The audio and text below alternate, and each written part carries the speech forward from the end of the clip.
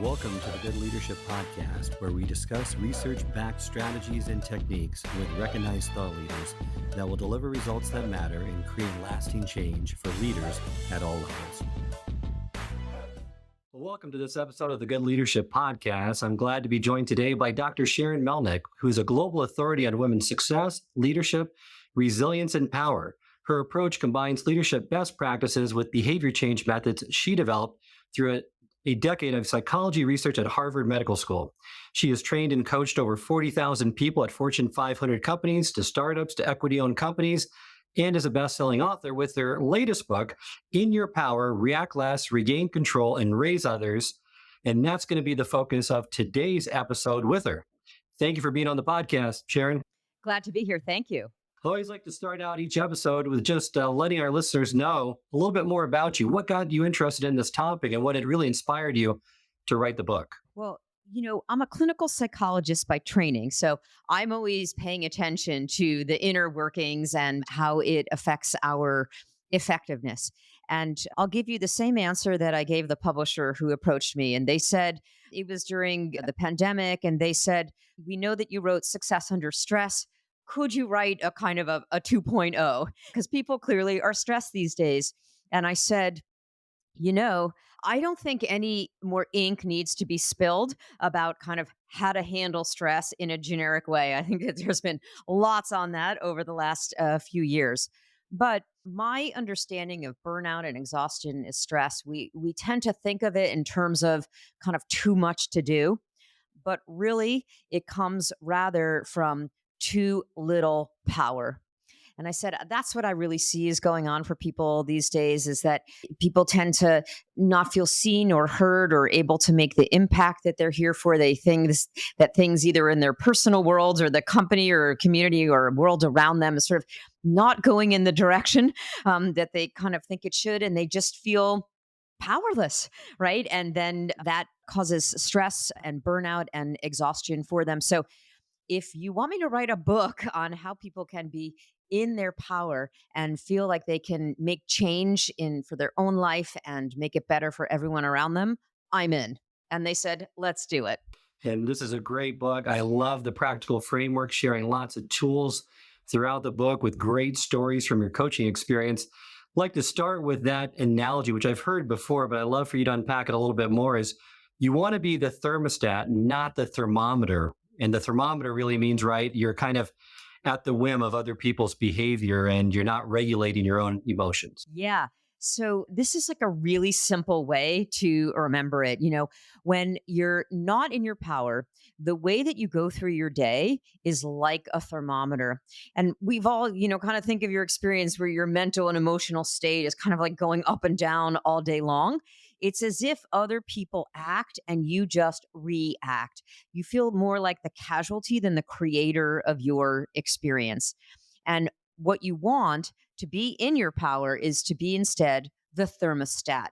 And when you're the thermostat, you set the temperature, you set the tone. You decide who you are and how you feel about yourself and your yes and your no. And importantly, your vision for how the situation can be better and more effective. You're able to bring everyone else along with your vision, and you get the outcome that you want, and you make it better for everyone. So you want to be the thermostat. And, again, another reason why I kind of wrote the book is that when you're not in your power, when you are being the thermometer, you start to kind of get in that mental swirl or be emotionally hijacked. Like you're distressed, inside, and you start to show up as a diminished version of yourself. And as a leader, the way that you try to make the situation better often makes it worse, or at least just perpetuates it as it is. Because usually you're kind of like, well, I said something, well, I tried, and then it didn't work, and everyone is more hopeless and entrenched. But the moment that you step into your power, you shift the power dynamic. And you can be the thermostat. You can be a change agent. You can be the one who kind of leads everyone into a better way. And that's what you want. The word power, though, is somewhat loaded and has a negative connotation because we normally associate with being predatory, selfish, or manipulative. And with people abusing their power, how is your definition of it different? Yes, it's so true. The common way that you're saying we think about it. But that's only the case when someone is in power, but not in their power. So being in your power is more the ability to be good in you or to get back or to stay good in you so that you respond, not react. So that the way that you interact with the situation, right, is from a place where you're in your power and you can be objective and you can be effective and you can make it better for everyone. And interestingly, the word power comes from the Latin root posse, which means to be able. So it's really an ability. And you want to remember that you have that ability. You have more power than you think, and you can use it for good. And especially, I think all of us kind of have this connotation, but especially women. We feel that we've been subject to power in a way that's been suppressive or even violent at times for us. And so I'm really encouraging each of you to think about the power that you already have. You have power to make things better around you. And I want you to feel comfortable with it and use it for good. And we might get into ways of doing that. Well, we definitely will. And I love your definition of it that you want to redefine power so we embrace it as a force for good. And one of the, in that first part of your book that really surprised me is our mutual friend, Ron Carucci. He's an expert on executive success, wrote a book on rising to power, found that from his 10-year study, among those that assume leadership positions, the biggest abuse of power is not using it, right? Drum roll, please. What is the biggest abuse of power that he found?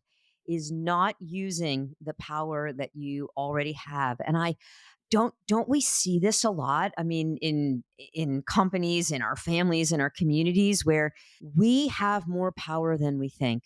And we go through our days kind of blaming or resentful or thinking that, again, being that thermometer and thinking that people are doing it to us or taking it personally and feeling that there is nothing that we can do, but actually you have more power than you think.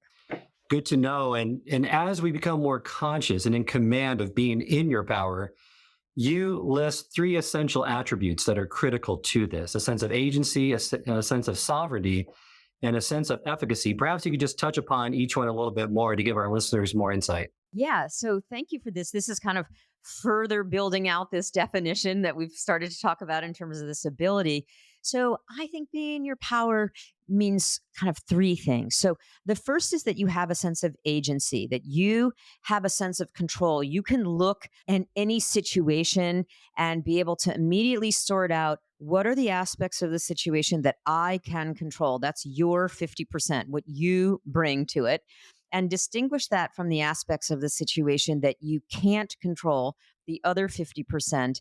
And so important, just because any moment that you focus your attention on matters that you can't control, you leak your power.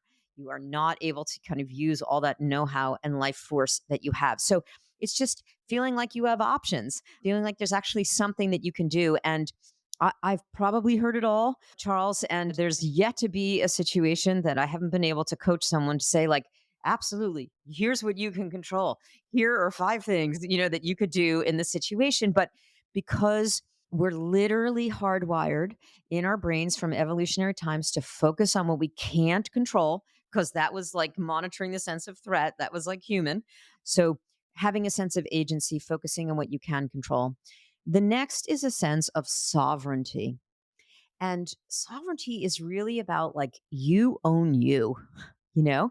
And it's like you decide what you believe about yourself. You articulate who you want to show up as a leader, who you need to show up as in order to lead others and forge the outcomes that you're here for. You decide your yes and you decide your no. Because most leaders, and actually a lot of leadership kind of mistakes or things that lead to ineffectiveness in organizations, or as leaders who are making decisions or acting kind of for the wrong reasons. That they're doing so in order to look good or get other people to think something about them, or in order to not have certain repercussions for them, or being perfectionist and grinding their team when they not being able to, lift up and be strategic or innovative. So sovereignty is really about that self trust and that ability to, again, be good in you, no matter what's going on around you, so that you can clear emotions through your system and get back into a clear state. So that you don't take things personally, that you own the narrative about yourself, and you're not always reacting to the one that you think other people are going to write about you. It's so profound when you walk in the world with this sense of sovereignty. Then you can lead in the service of the best interest of all and what is objectively right for the organization or the direction or your family, and not have it come from those personal agendas. And all of that sense of kind of ickiness that you feel from other people, like they're micromanaging you or, something, like it just evaporates because that person is so clean in their energy. And then the third is a sense of efficacy. This is really kind of once you're in your power, about how you use your power effectively. And, what I see very commonly when giving trainings for leaders or in coaching sessions is that people are not always as effective as they could be at influencing and bringing other people along. And, as a leader, you create the weather on the team. And people aren't always as, kind of self aware and effective at doing that. So I think that sense of efficacy, to know how to get other people to align, to take your head off and see it from the other people's point of view, and then communicate it in a way that inspires and motivates and lifts other people out of their bogged down state and mobilizes people. When you are able to use your power in that way, you are a change agent and using power for good. Thank you for providing those insights. Because you're right, we all have resources within us to make agency, sovereignty, and efficacy our default setting. So even when we are pulled out of power for a time, we can get quickly back in our power. But there's also patterns that we have to be aware of that pull us out of our power. And you talk about three power derailers. We don't have time to talk about all three, but the one that I think a lot of people struggle with is we focus on what we can't control. And you kind of alluded to this before, the 50% rule. Love for you to unpack that for our listeners and just give us some insights around this derailer. Yeah. So, like I said, it's our factory setting as human beings. We are literally hardwired to focus on what it is that we can't control. And also, along with that, all information is filtered through the emotional centers of our brain. And the primary question of that emotional center is, and what does this mean about me and mine? And what's going to happen to me? So we're so set up, Charles, to take things personally and to focus on what we can't control. Like, so that's our default setting. But with awareness and with the tools that are in the In Your Power book, you can focus on what you can control. So I want to give all of you listening an exercise. Think of a challenging situation that's kind of stressing you out, maybe pulling you out of your power. And I want you to sort out what are the aspects of the situation that you can control. I call this your 50%, and distinguish that from the aspects of the situation you can't control, the other 50%. And again, I know what you're thinking, like, yeah, Dr. Melnick, but you don't understand my situation. It's like I could barely control 5%. It's all this other person and this decision maker and these, macro factors. And like, yes, I totally get it. These are happening, but your 50% is what you bring to the situation. And any moment that you focus your attention on matters that you can't control, just leaking all that energy, and you just want to require yourself, you want to make it a practice to focus on what you can control. And there are so many things that you can control that I didn't want to overwhelm you. I know you're already up to here. So I've boiled it down to one simple thing to remember, the 50% rule, which is be impeccable for your 50%. Take 100% responsibility for what goes on in that domain and put your time and energy and attention into what you can control and getting better at it. And one note that I just want to say to the perfectionists and the control freaks in the crowd, like, I got you. It takes one to know one. I get you. What I'm saying is not to do that because that's trying to control 100% of the situation, the whole situation. I'm saying be really effective in your 50%, and you will get so far toward the outcome that you want and preserve your well being in the meantime. And that is so important. If more people could do that, their overall level of anxiety and stress would be greatly diminished. And it's this virtuous cycle that you mentioned in the book of being in your power. You maximize what you can control. You decide who you want to be and don't personalize anything or get triggered. Easier said than done. And your approaches need to be very strategic and therefore effective to have that efficacy as well. So it builds upon itself just like the other side of it might as you go through these derailers. And I love what you said earlier too about, you want to be the thermostat and you want to be purposeful in creating the weather that's around you. We are all craving to be around leaders who are the thermostat, right? Who can create that calm, kind of confident, optimistic weather, who make us feel seen and that we want to be a part of what it is that they are doing. So be the thermostat and you will just be a magnet for the people and opportunities you want. Let's move into some of the portals, which you call this is your way to get to do something. And each portal identifies a certain aspect of becoming more in your power. And that first one is around precision, gaining clarity about the outcome you want in any situation, even if you feel out of your power, is the first step of really becoming more in your power. And you mentioned there's three questions you should ask yourself when you find yourself out of your power and you want to get back into your power, correct? Yes. So thank you for describing the In Your Power book. It's based on the idea of 12 power portals. So these are kind of 12 different ways that you could look at any situation and have a whole new way of understanding it and a whole set of strategies that you could do.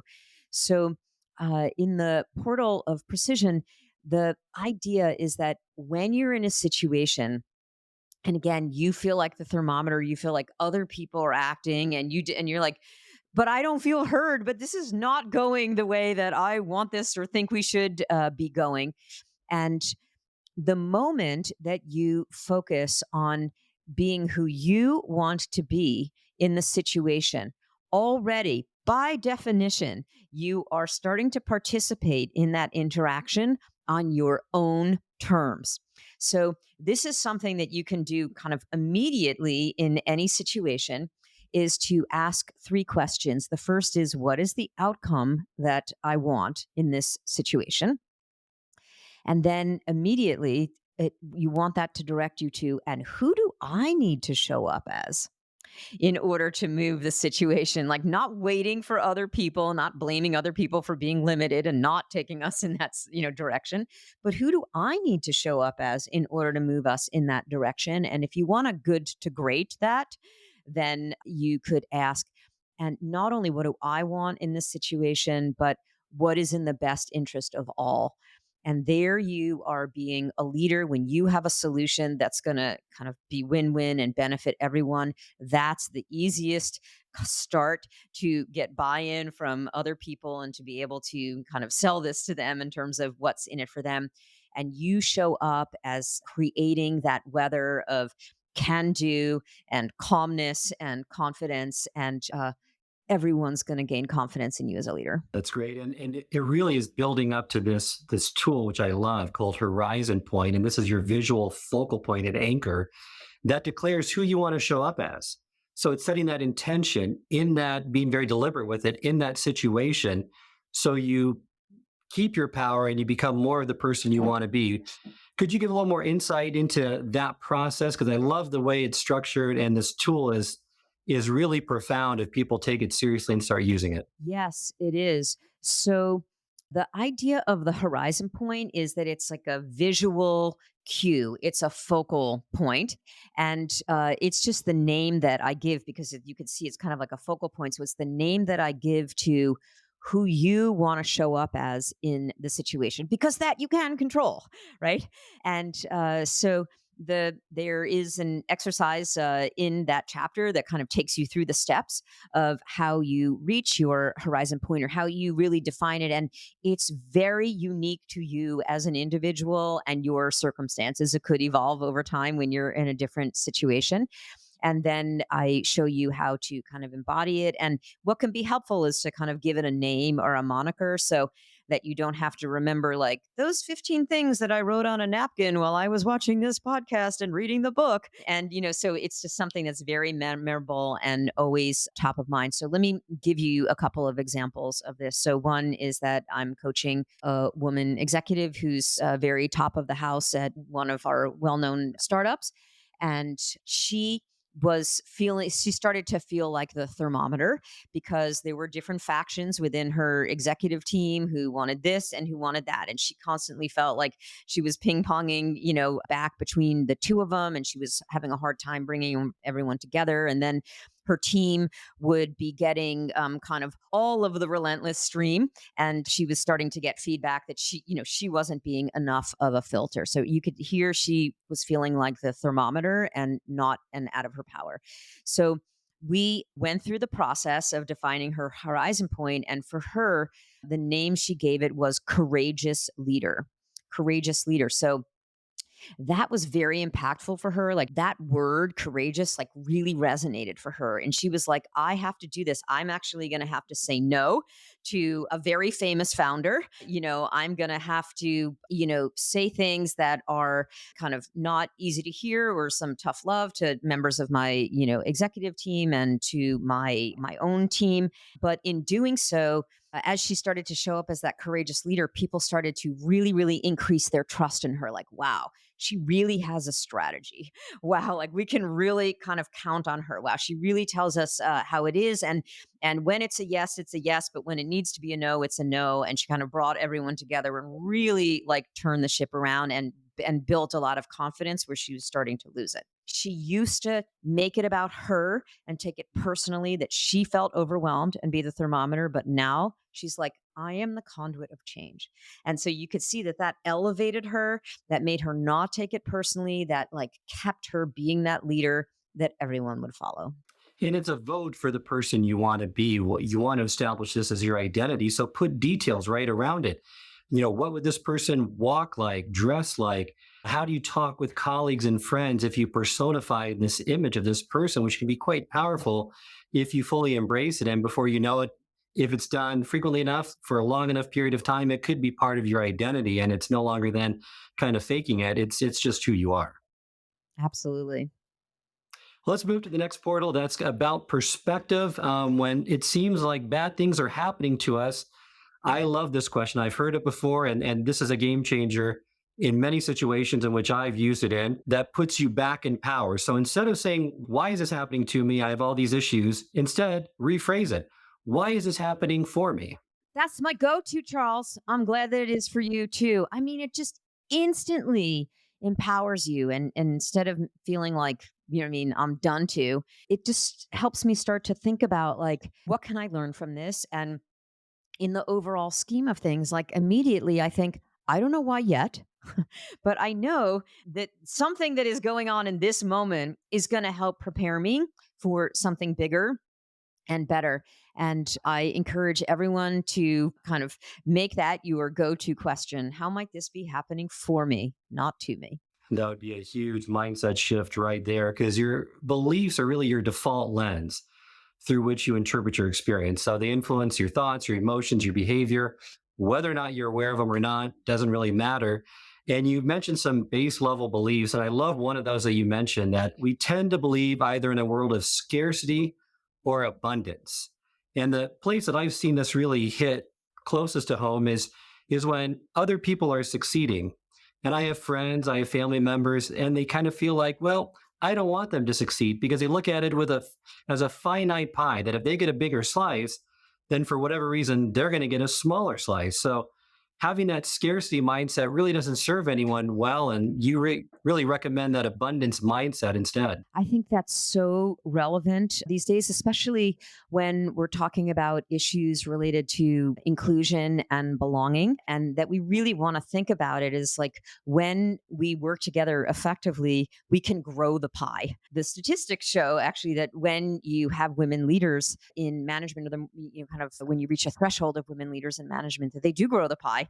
And so it's not a zero sum game in that way. And I think it's very relevant. There was even a story that I told in the book that illustrates both of these beliefs, which is I was coaching a woman who was in HR, and she had been passed over for promotion and actually then was passed over again when we started to work together. And she was really upset. She was like, the people getting promoted have been here less time than I have. And I've been getting these great performance reviews. I don't understand. She was very upset.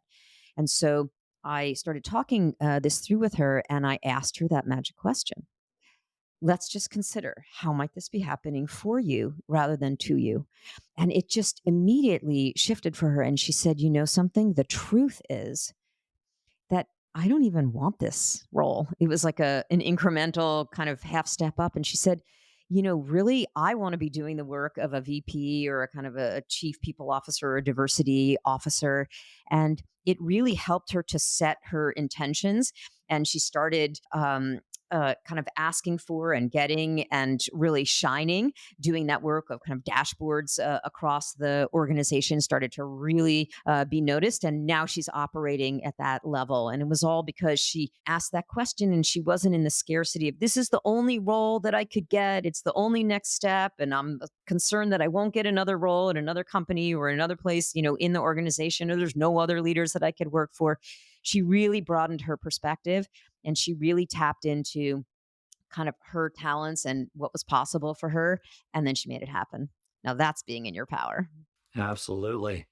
Let's move to the next portal, and that's around physiology. And that's somewhat unique in your book. As you said, the rest of the portals in the book really guide you to prevent, improve, and transform the stressors that put you out of your power. While this portal, you'll learn to manage your emotional reactions, which is so important. I love the quote. I've never seen this quote before, but I love it, that we'd all be better served by the following line from my favorite visionary and feminist icon, AKA Mama Gina. We want to play all 88 keys of our emotional piano. Yes. Now, most of us, if we really like put our attention on it, most of us are only playing a few keys of our 88 keys of our emotional piano, right? And especially like in the workplace, I mean, let's just call it a spade. I mean, the emotion is kind of sucked out of the workplace, right? Everyone kind of can talk in a monotone, and everyone just kind of like very, kind of polite. And I'm not saying that you shouldn't be polite. I mean, of course, you want to be respectful, but it's like in our culture, it's like the only place you can really show emotion is at a sports game, and that's when, you can show positive emotion. But we're wired to have Brene Brown wrote that book, the Atlas of the Heart, and all of our emotions. And so many people go through the day, and we feel like we have to stuff it down, and then we're bogged down.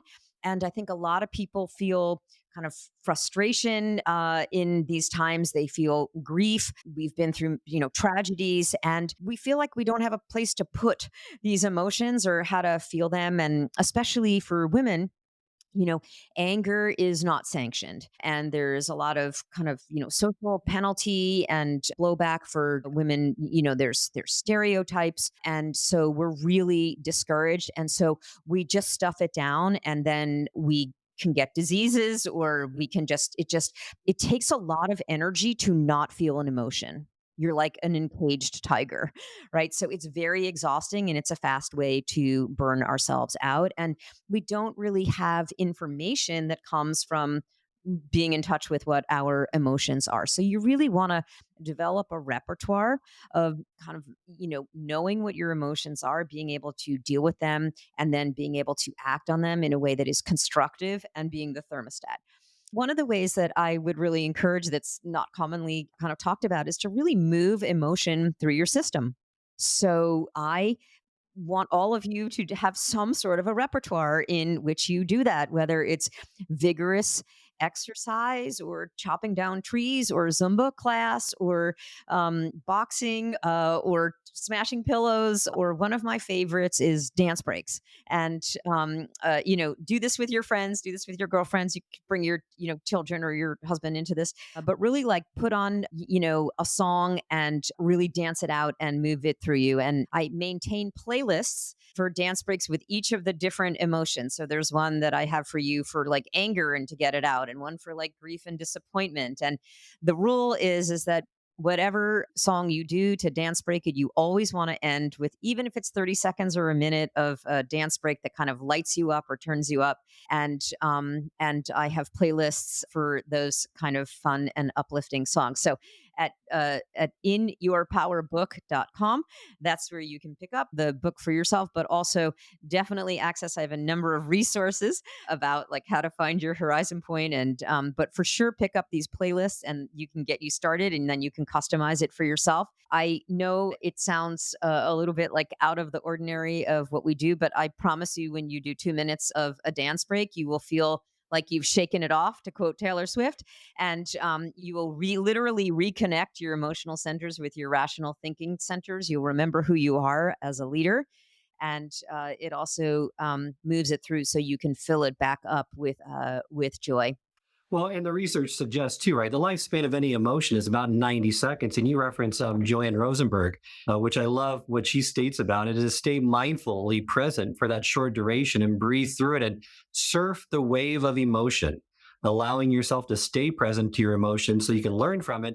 Because so many people repress or suppress their emotions and they come back at them. They don't fully recover from them and are able then to move on, right? Yeah, so we might suppress, or we might just act out of our emotion. Like, how many of us have been in a meeting and kind of had a tone, a defensive tone, or, of frustration and anger, and then kind of rehashed that situation for the rest of the day and into the night. So, emotions are high right now. There's a lot of anxiety about things going on in the world and climate. There's polarization, and a lot of people just are trying to work out culture in companies, and they can feel like the culture might not be going in the direction that helps them to feel a sense of belonging, or that supports innovation. And honestly, Charles, it's one of the top three questions that I'm asked all the time, is like, how do I not react?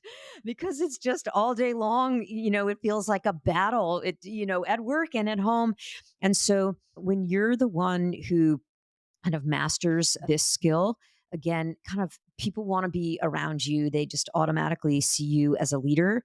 And I think that it's now more, this has always been the case as humans, but I think now more than ever, after going through all the things we've been through in the world over the last few years, I think people are really focusing on their well-being. They're noticing when they're not in a state of well-being. And I think people's triggers are coming up and personal issues have been activated, and people are wanting to work through triggers and understand their past and its effect on them, and have inner peace. Like, peace of mind is just really a gold mine these days. This is one way of getting it. Great stuff. I find, the breath work, I know it's overstated a lot, but that's one of the quickest ways to get you to calm down. And one of my mentors way back when stated that the person that's cool, calm, and collected in the room has the power. So it's so true, but it's so difficult to have that mindful pause and regulate your emotions with all the stressors that we're encountering today. Many people do the opposite. I think that's absolutely right. Now, again, there's many kind of hacks in your power book, but I'll just share one here that's a breathing technique, since you bring it up, which is cooling breath. So, cooling breath is the perfect thing to do when you are tempted to react, and you want to stay cool, calm, and collected. And that's why it's called cooling breath. It literally will kind of calm down your physiology, which would otherwise be getting kind of heated. And we even use these metaphors like hot under the collar, you know? And so, cooling breath, try it along with me now. It's a reverse breath. And so you will open your mouth ever so slightly. You'll breathe in as if you are sipping through a straw. I'm going to exaggerate it. And then out through your nose. regular, slow, deep breath. And you don't have to make that exaggerated sound. I'm just doing it so that you can get the sense of it. But open your mouth ever so slightly. Breathe in as if you're sipping a straw or breathing through a wind tunnel, creating a wind tunnel. And if you are feeling a cooling, drying sensation over the top of your tongue, you are doing it right. And one of the reasons that this works is that when you breathe in through your mouth, it doesn't go through the crosshairs of your nose, which kind of warm the air.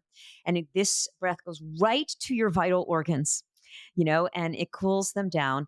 And it can take you out of the part of your brain, which is an emotional hijack, will put you back reconnected to the frontal lobe, where that's your thinking centers. And you can see the bigger picture and get connected with that intention, right? Of who you want to be in the situation. So it's very, very helpful. I recommend that you try to make it a practice to make it a first resort. And the secret weapon bonus to cooling breath is that not only will it calm you down, but it will calm down the other people around you. So it has a very de escalating effect. So use this in your negotiations. You teach this to your family members. Use this when your boss is giving you feedback that does not match the reality of the situation so that you know how to share your powerful truth in response. That's another one of the pearls. So, very, very helpful. So, what you're saying here, Charles, is that, being in your power is really the skill that you want to have to be a leader, to be that thermostat. And being in your power is really the ultimate form of self care because, you can go for massages and, go out for drinks with friends or like have a manicure, pedicure for, for women. Like you can do these things, have at it and have fun, but really they're band aids. And the thing that is causing you to kind of feel out of sorts or exhausted is being out of your power. So that's why it's the root solution for exhaustion and burnout. And you provide many more breathing exercises in the book. They're all great. Recommend for listeners to get the book, look at those exercises. It has a powerful effect on your physiology in the moment to get you in a state of calm. So once you're now calmed down, you move into the next portal, which is around purpose, right? Because everyone's these days, this is a hot topic. A lot of people want to find their purpose. Why are they here? How do we connect to a sense of purpose easier? Many of us are so ingrained in execute mode throughout the day that we really don't take time to self-reflect. You give a great exercise on the 5 whys, but the quote that you put in this portal or this chapter is a great one. And love for us to kind of unpack that just a little bit and then just maybe give a little more insight into, you know, how do we get better with identifying our purpose? And that quote is by Lisa Earl McLeod, author of the Selling with Noble Purpose. And people tend to think of having a purpose is about the inner search for your gifts. The thing that people miss most about purpose is we feel most satisfied when we're making a difference to other people. That is spot on. And I see that in one successful leader after another. It's all about serving others, making it not about yourself. And that is a point that I think is missed a lot with new and emerging leaders or ones that are just focused on getting to the top of a corporate ladder. Yeah, I think that's absolutely right. And when you're focused on your purpose, it puts you in your power because it takes your focus away from what will people think about me or how can I get ahead. I'm not saying that you shouldn't get ahead, but when you have a purpose that is in the best interest of all and is moving the whole enterprise forward, then you have all of these other people who are motivated to help make that purpose happen. You unlock the energy of other people, and it's not only you that is kind of self interested in getting it. This is the shift from kind of your small game to your big game. So your small game is really more about kind of your personalized concerns, like what are people going to think about me? And so therefore I'm going to act out of that or I'm going to track other people's perceptions of me. And your big game is really what's the legacy that I'm here to bring or what's kind of value add that's going to move this whole organization or family or community toward a future that is inspiring for everyone. And, when you're playing your small game, it's very stressful because you have to like monitor what other people are going to think about you. It's not having that sense of sovereignty. But when you're in your power, you're playing your big game, and it's all that heart based energy, and it's all going in the direction, that can connect with other people and toward a bigger picture. And if I could say something that's like an analogy to your personal life, just for anyone who wants to get this at a deeper level. Small game is like try to get love, you know, and being in your power, your big game is like feel lovable, because that you can control, that you can be 24/7, 365. And no matter how the person you went on a date with or your team member or whatever is acting, or your manager, it's like you can feel lovable or valuable. And that can be your come from. And then all of your energy, none of it diverted trying to control other people, but rather toward what's in the best interest of all. And again, everyone is a magnet for the thermostat. You're right. So now that you're in your power, we've covered a lot of those tools of ways to get out of your power and ways to bring you back. You mentioned that people might get fired up now and ready to march out and to the powers that be and boldly ask for what they want in life. And perhaps they get it, but oftentimes they don't because they haven't worked on the influence and persuasion skills of this. And one of the most common catalysts you mentioned to being out of your power is the frustration that you get when you can't get other people to support your ideas or requests. And you give some great insights in this portal regarding persuasion. And the first one I love to unpack because this is really critical for many people. It's identifying what you call what's in it for them, right? Asking, not aligning when you really should be aligning with their interests and making sure that you're positioning it in such a way that they feel like it's beneficial to them as well. Yes. So let's talk about it. How to turn a no into a yes. Okay. Because it's so true. I mean, just think about this. It's like when you have an idea, and what happens is that you then go over and over, about the idea in your own mind. You share it with, allies and friends who think the same way that you do. And they're like, yes, absolutely. And you're like, yes, this is a no brainer. When I ask this, I should, my manager or peer, executive peer or whoever, my family member, this should be an easy yes, and then you say your idea to the other person in just the way that you think it in your own mind. And then you get a kind of an unenthusiastic response or a non response or a put off or maybe a flat out no.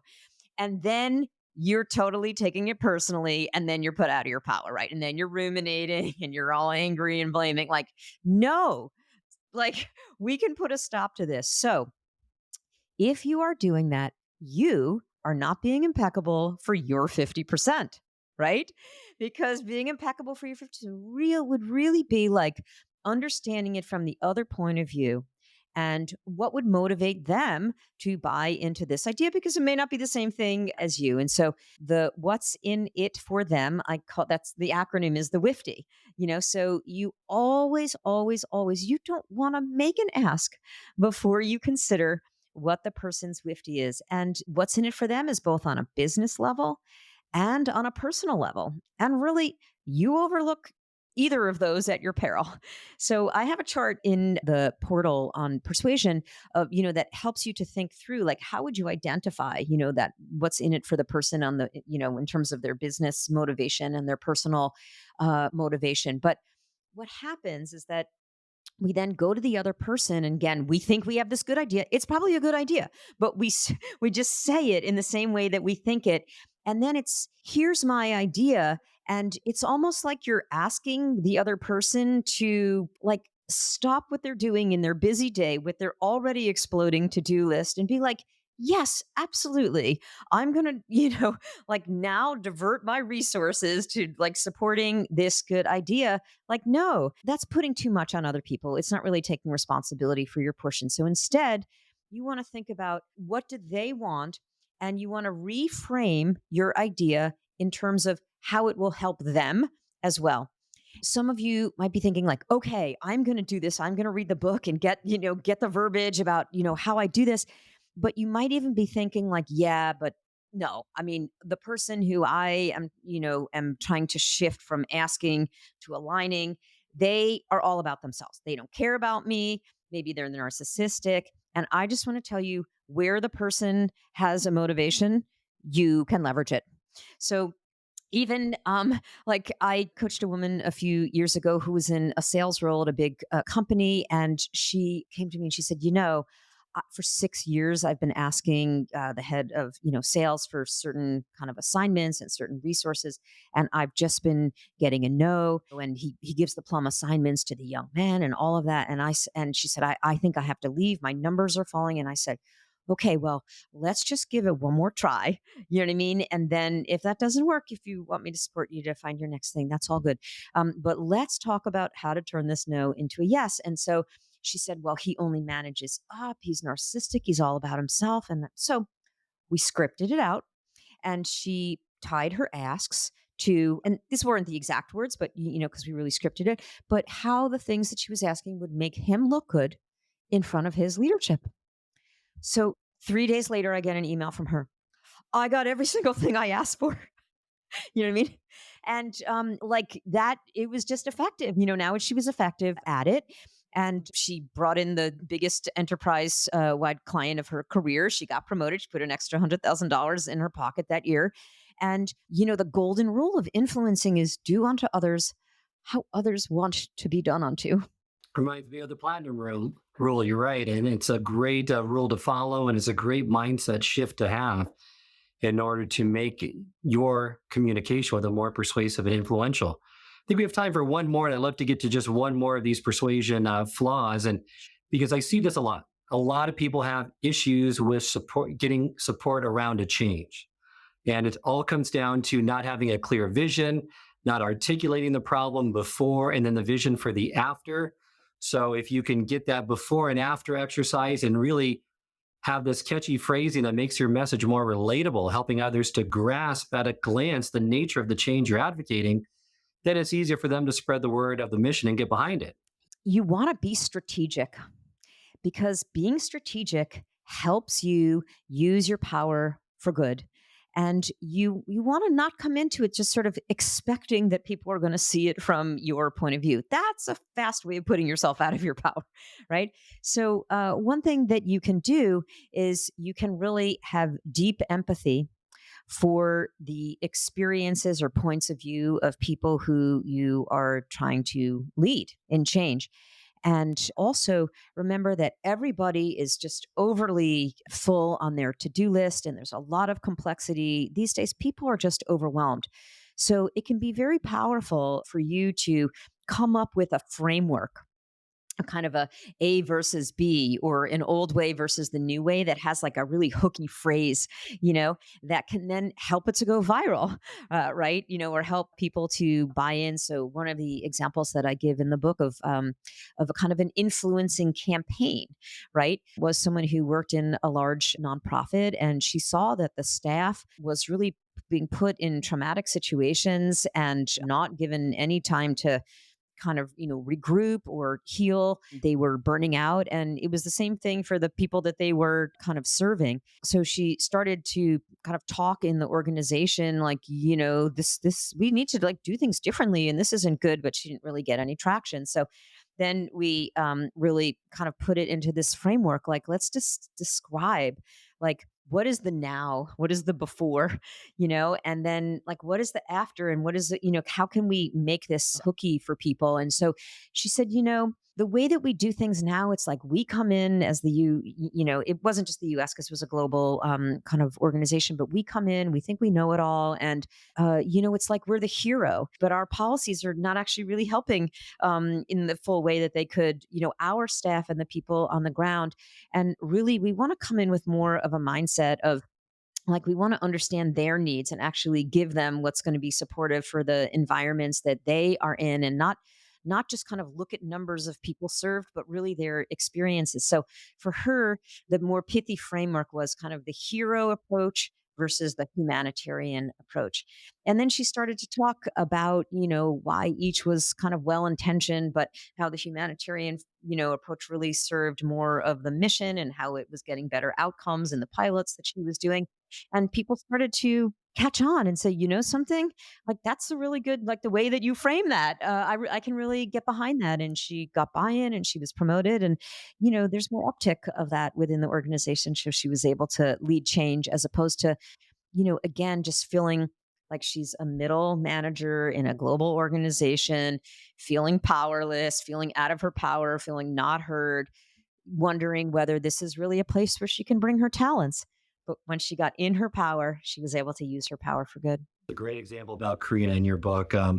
Book is filled with lots of great examples, plenty of practical tools and framework that gets you in your power. Before we end today's program, Sharon, just always like to have a call to action at the end. What would be the first thing you would recommend listeners doing to get more in their power based on what we talked about today, or maybe an insight in your book? Yeah, absolutely. Well, just really simple is to keep in mind the idea of, are you being the thermometer or are you being the thermostat in this situation? Or what can you do to shift from being the thermometer to being the thermostat?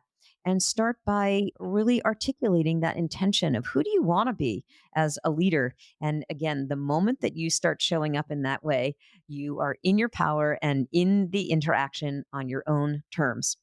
And a leader in their power raises everyone around them. Very well said. Remind our listeners how they can get in contact with you and learn more about your work. It would be great for you to head on over to www.inyourpowerbook.com. inyourpowerbook.com. There's links where you can pick up the book at your favorite booksellers for yourself. And really, it's fantastic to read this together on Teams, is what I've been hearing. And also, there are resources there that I've kind of promised to you in the book, for example, like these dance break playlists, like ways of figuring out your horizon point, and lots of other demonstrations of the techniques in the book. So, inyourpowerbook.com, head on over. And also, for anyone who would like to connect with me directly, to bring me in to speak to your organization or to consider coaching, I'm at sharonmelnick.com, sharonmelnick.com, or let's connect on LinkedIn. Thank you, Sharon, so much for joining me today. It's been a great episode. Thank you. If you like this episode, then please share it on social media and consider leaving a review or rating. If there are specific leadership topics or industry leaders you'd like us to feature on the podcast, we are welcome to your suggestions. Remember, knowledge's transformative power is only activated when it is acted upon. So what actions are you going to take on the insights and knowledge shared in this episode?